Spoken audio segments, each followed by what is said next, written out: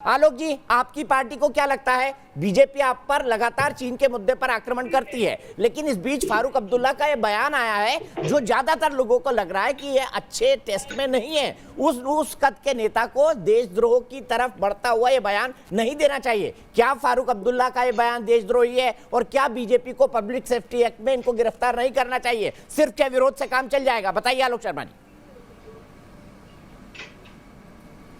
देखिए, मुझे लगता है दीपक जी कि जम्मू कश्मीर जो है वो पूरी तरह से हमारा आंतरिक मामला है। किसी भी व्यक्ति को, किसी भी देश को हमारे मामले में इंटरफेयर करने का कोई अधिकार नहीं है। जहाँ तक बात है कि कौन से चार्जेस लगेंगे और कौन से नहीं लगेंगे, ये केंद्र की सरकार को तय करना है। जहाँ तक सीडेशन चार्जेस है, देशद्रोह के मुकदमे की बात है, पिछले 70 वर्षों में लगभग 195 केसेस हुए, जिसमें से मात्र एक में प्रूव हुआ है। और उसमें से भी पिछले 6 साल में देखें तो 169 मामले पिछले 6 साल में लगे हैं और उसमें एक भी प्रूव नहीं हुआ है।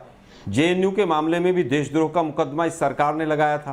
पहली डेट पर कन्हैया को हाईकोर्ट से बेल मिल गई थी, तो सरकार क्या करेगी तो नुपुर जी बेहतर बता सकती हैं। उनका जो बयान है वो पूरी तरह से निंदनीय है और वो बयान इस तरह का नहीं आना चाहिए। दूसरी बात, अभी वो कह रहे हैं 2 डायनेस्टी हैं, 3 डायनेस्टी हैं। अरे भाई, आप तो अब्दुल्ला फैमिली के खिलाफ संघ परिवार पूरी तरह से 50 साल लड़ाई लड़ी और पहली बार जब अटल बिहारी वाजपेयी की सरकार बनी तो बाप बेटे दोनों को केंद्र में मंत्री बना लिया। फिर मोदी साहब ने 2014 में बड़े बड़े भाषण दिए वहां पर कि बाप बेटे की सरकार और माँ और बेटी की सरकार और माँ और बेटे की सरकार। और फिर उसके बाद मुफ्ती जी के साथ जो है इन्होंने सरकार चलाई। उन्होंने कहा कि तिरंगा उठाने वाला कोई नहीं मिलेगा, लेकिन उन्होंने रिजाइन नहीं किया उस पर। वहां पर सीडेशन चार्जेस नहीं लगाए इन्होंने। अब ये कह रहे हैं कि साहब राहुल गांधी ये, राहुल गांधी वो। अरे भाई, आरएसएस तो ट्रेनिंग लेने वहां जाती है, आपके तो सांसद ट्रेनिंग लेने वहां जाते हैं। आईएसआई पठानकोट में जांच करने आती है, तो अमित शाह जी कहते हैं कि ये मास्टर स्ट्रोक है। तो क्या अमित शाह जी के ऊपर भी सीडेशन का चार्जेस कब लगाएंगे, जरा बता दीजिए आप मुझे। मोदी जी तो केक खाया है वहां पर, मोदी जी तो पूरे देश को बताकर गए थे।